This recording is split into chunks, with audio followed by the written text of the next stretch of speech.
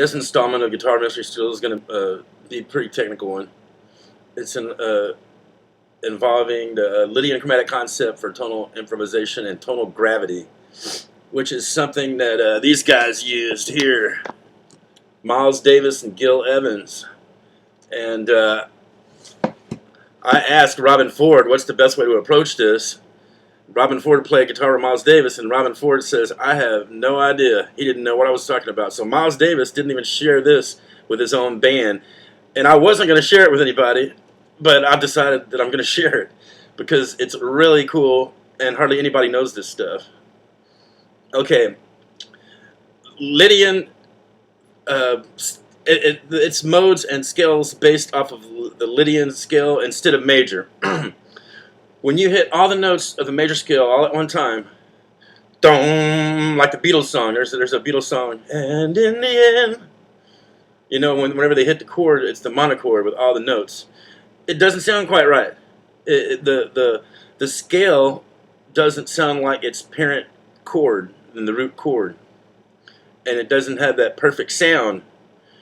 So George Russell realized that back in the day, and also Miles Davis approached him about a way to learn all the chords because they were into playing chords. I know you horn players out there are going to say, "Oh well, you don't play chords on a horn; it only hits one note at a time." Yeah, but they were running up and down the chords and playing vertically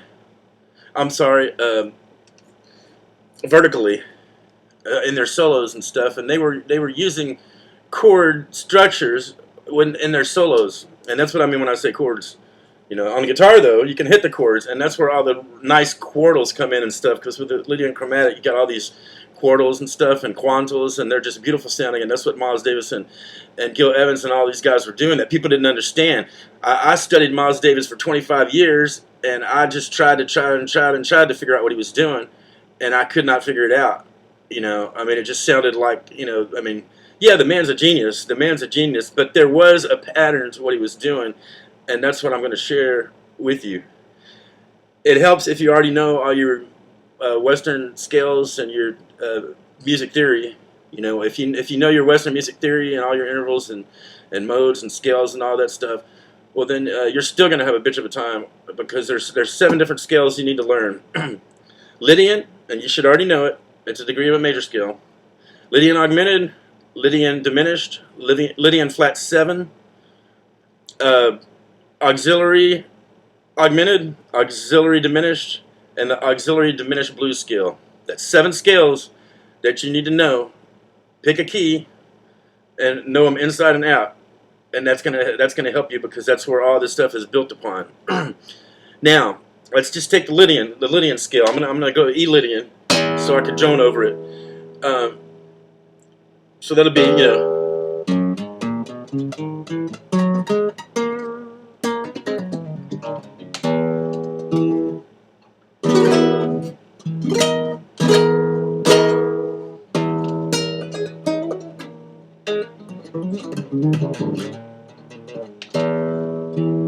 that would be a Lydian mode, or, you know, a Lydian scale. The scale over that one note makes it the mode. Because in order for a mode to exist, you have to have a scale being played over a note or a chord that gives it that tonality, which would be the mode. So there's your Lydian right there. Now, the quartals that run in the Lydian are just, you know, really great sounding stuff. And you know, a lot of people say, "Oh, jazz," but yeah, you don't necessarily have to play jazz with it. You know.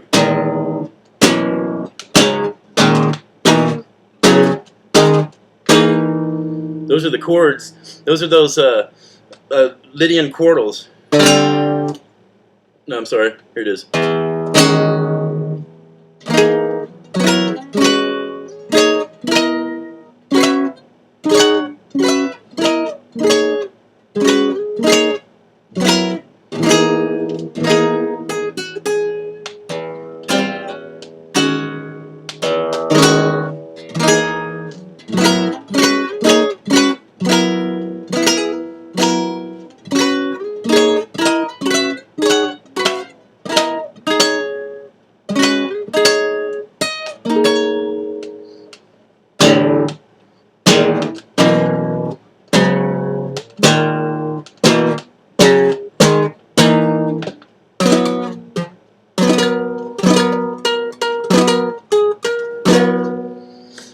And you could use them in all the modes too. I'm going to pause it for a second, and I'm going to demonstrate how to go through a few different modes with that. I'm going to change the E drone. So, okay, I did the Lydian one, and just the Lydian scale with the quartals. Now we can change to instead of E Lydian, we're going to be in A flat, Aeolian, so it'll be like a minor.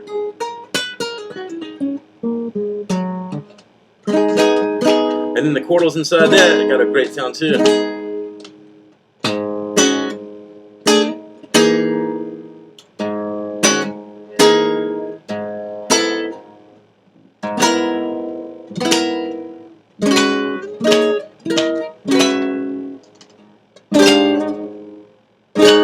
Sorry.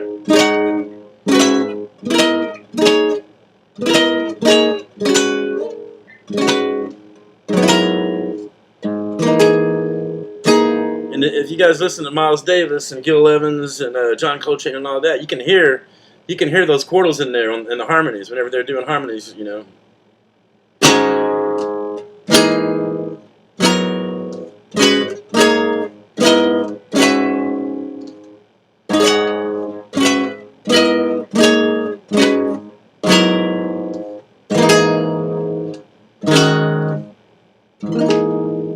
That's the Aeolian. That's how the quartals sound with Aeolian.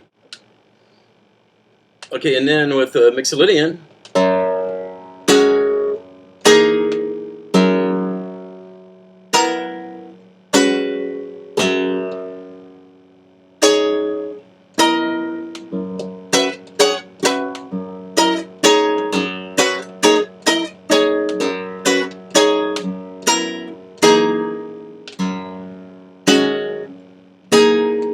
It sounds like Mendelssohn.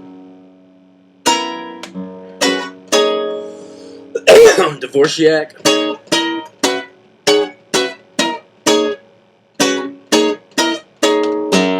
You know, and again, Miles Davis.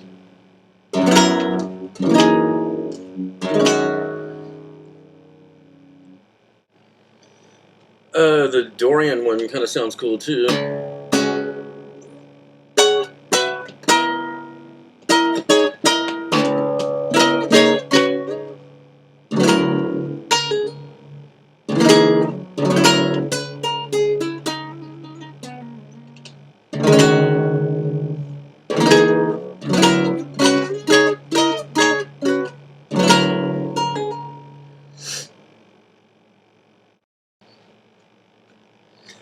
The Phrygian's really cool. I think that's the one that Miles Davis and Gil Evans used in the Castles or Sketches of Spain on a Concerto de Arnois. It was like, wait.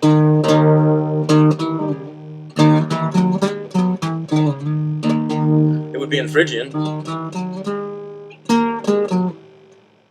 And then the chords would be like.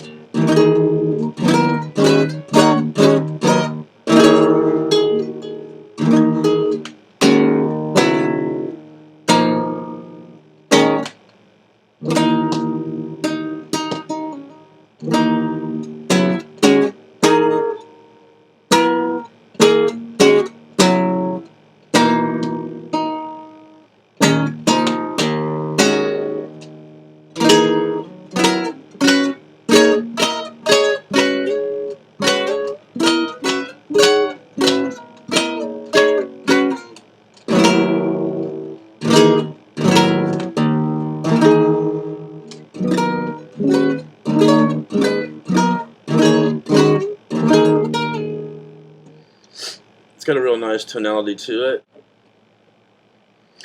The Ionian one, or the major one,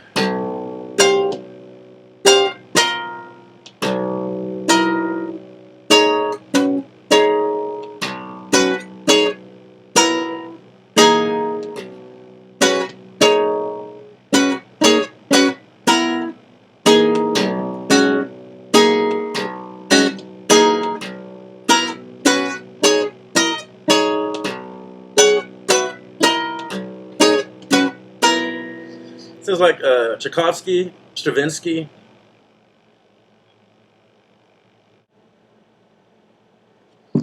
So I think I went through all 7 of the modes using just the Lydian scale and the Lydian chromatic concept quartals of the Lydian scale.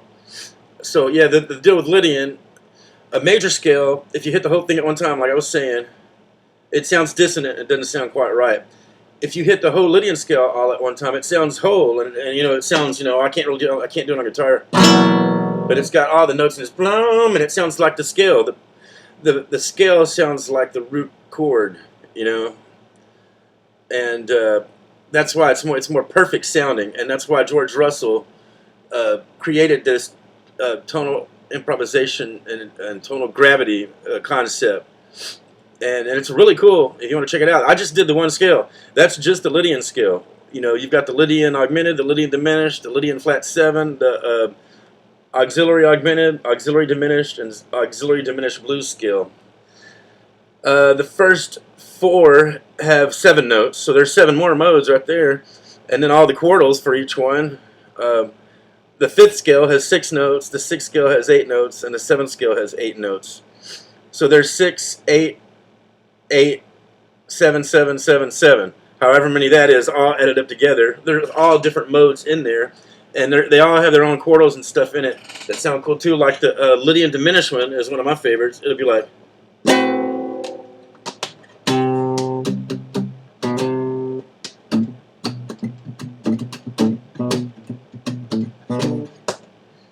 and then the chords are like.